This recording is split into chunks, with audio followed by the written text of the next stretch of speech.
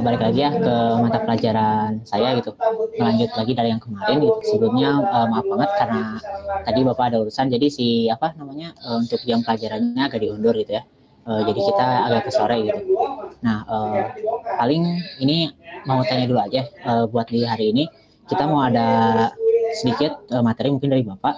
Terus juga mungkin kalian ada di bentuk kelompok nanti. Nah, kira-kira kalian setuju gak untuk ini? Jadi Bapak ngejelasin materi dulu atau mau gimana dulu? Atau mau diskusi dulu nih?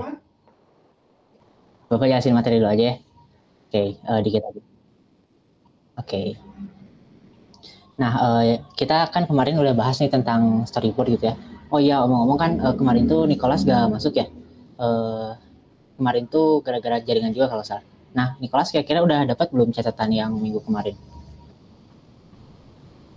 Yang tentang storyboard sama flowchart. Sudah Pak. Oh sudah. Kira-kira Bapak mau tes nih, kamu udah dapat catatannya kan? Si flowchart itu atau fungsi dari storyboard itu apa sih kira-kira setahu kamu gitu? Untuk memudahkan penyampaian ide dan sketsa kasar Pak, terutama tata letak dalam media interaktif. Oke, bagus ya. Berarti udah bisa nyusul nih buat di pelajaran hari ini. Nah, kita sekarang ngelanjut ya di pelajaran yang kemarin. Setelah kita tahu tentang storyboard, tentang si sketsanya gitu ya, sketsa kasarnya. Nah, sekarang kita lanjut ke si user interface-nya gitu, tentang apa sih user interface itu sendiri gitu. Nah, ada beberapa tujuan gitu ya dari adanya pembuatan user interface sendiri gitu. Nah, yang pertama tuh ada dari si input usernya gitu. Jadi user interface itu bertujuan untuk memberikan sebuah tempat gitu untuk user untuk memberikan inputnya untuk berinteraksi dengan si aplikasinya misal kayak gitu. Nah, terus juga yang kedua tuh ada membuat program menjadi lebih menarik gitu ya dari segi daya tariknya. Nah, kalau tanpa adanya user interface, selain tadi user bingung, user juga biasanya gak akan tertarik karena defaultnya itu kan untuk tampilan aplikasi itu hanya sebuah CLI gitu ya, atau cuman teks gitu kayak gitu. Nah, dengan adanya UI ini, si pengguna tuh lebih tertarik dalam menggunakan sebuah aplikasi ini. Nah, yang ketiga tuh ada menampilkan hasil pemrosesan data oleh program. Ini tuh jadi menampilkan apa aja sih sebenarnya yang dikerjain sama si aplikasi tersebut. Jadi si user tuh nggak hanya bengong aja gitu setelah nge-input si datanya gitu. Nah, itu termasuk ke responsif gitu ya. Pokoknya antara hubungan antara aplikasi dan kita gitu sebagai usernya. Nah, mungkin itu materi sebagai pembuka aja gitu buat nanti diskusi selanjutnya. Nah, ada beberapa prinsip juga gitu. Yang pertama tuh ada maaf, itu Fadli. Nah, mic-nya ya. Mic-nya boleh di off kan? Jadi ada beberapa suara. Ya, ini kebiasaan sambil dengerin musik, Pak. Ya, atau kalau gitu mah gambar hati nantinya. Ya, dipelanin aja ya. Pak, biasa. Siapa? Ya, dipelanin aja musiknya sok. Di off juga. Gak apa sambil merhatiin ya. Oke, makasih ya udah di off mic. Nah, ya gak apa. Terus ada user compatibility ya, yang pertama tuh. Jadi tentang si usernya cocok gak sih sama user interface-nya. Terus juga product compatibility dan lain-lain. Bentar, ini Sevi ini off cam atau jaringan di bapaknya nih? Halo, ada Sevi? Bapak habis dari air tadi. Oh, oke. Cepat ya, nyalain lagi kalau dari air. Kecuali kalau ada koneksi, boleh kalian izin dulu gitu, bilang di chat boleh, atau mau langsung lewat WA di grup boleh lah.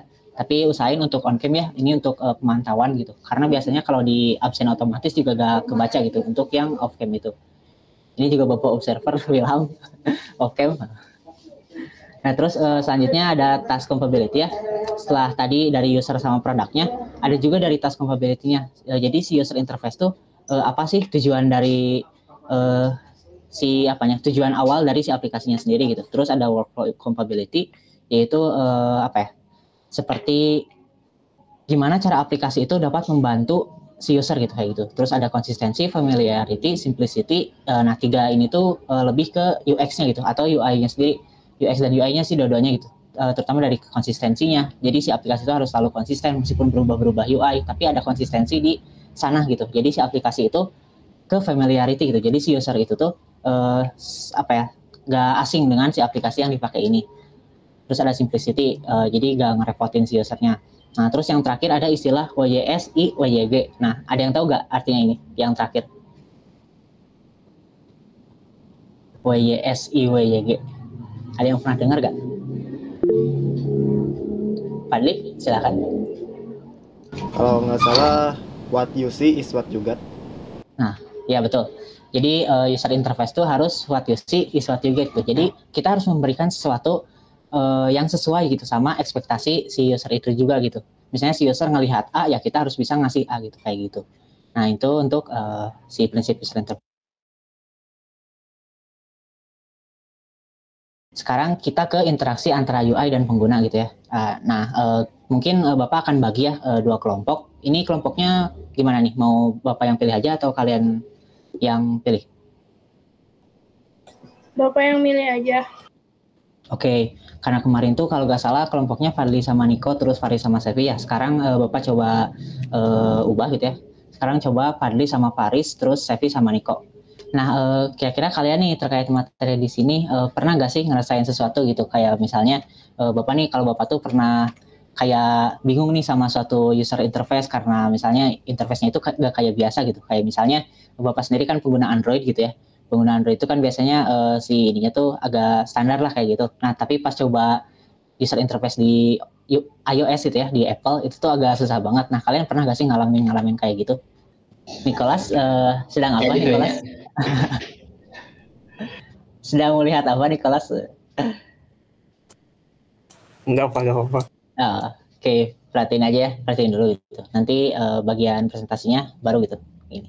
Nah, mungkin ini sebelumnya kan untuk pertemuan depan tuh udah mau ada UTS nih. Nah, tapi untuk di minggu depan tuh kayaknya Bapak ada urusan nih. Nah, kira-kira kalian ini nggak mau diganti jadwalnya antara ke hari lain atau kayak gimana gitu? Atau mau bareng aja sama kelas sebelah nih? Kalau kelas sebelah bisa di hari-hari sebelumnya. Gimana? Ada saran nggak dari kalian atau kayak gimana? Karena Bapak harus keluar kota gitu ya, jadi ada urusan, jadi nggak bisa gitu untuk di hari tersebut. Gimana nih? Bareng sama kelas sebelah aja, Pak. Oke, bareng sama kelas sebelah. Oke, dari Niko sama Faris gimana? Setuju juga kayak gitu? Ya kan apa-apa dipindah aja. Boleh, berarti Pak. Apa-apa. Oke, sip. Berarti untuk UTS kita barengin aja sama kelompok sama kelas yang sebelah gitu kayak gitu. Nah, mungkin sekian aja gitu ya buat di materi atau di pertemuan kali ini gitu ya. Meskipun kalian kelihatannya pada ngantuk-ngantuk, tapi gak apa-apa. Semoga selalu semangat terus. Nah kayak gitu. Makasih juga kalian tadi diskusinya interaktif banget. Terus juga tugas-tugas yang kemarin kalian juga udah bagus ngerjainnya yang flowchart. Makasih banget. Nanti yang bagus-bagus Bapak kasih nilai plus lah kayak gitu. Nah ada juga nih beberapa yang telat tapi gak apa-apa gitu.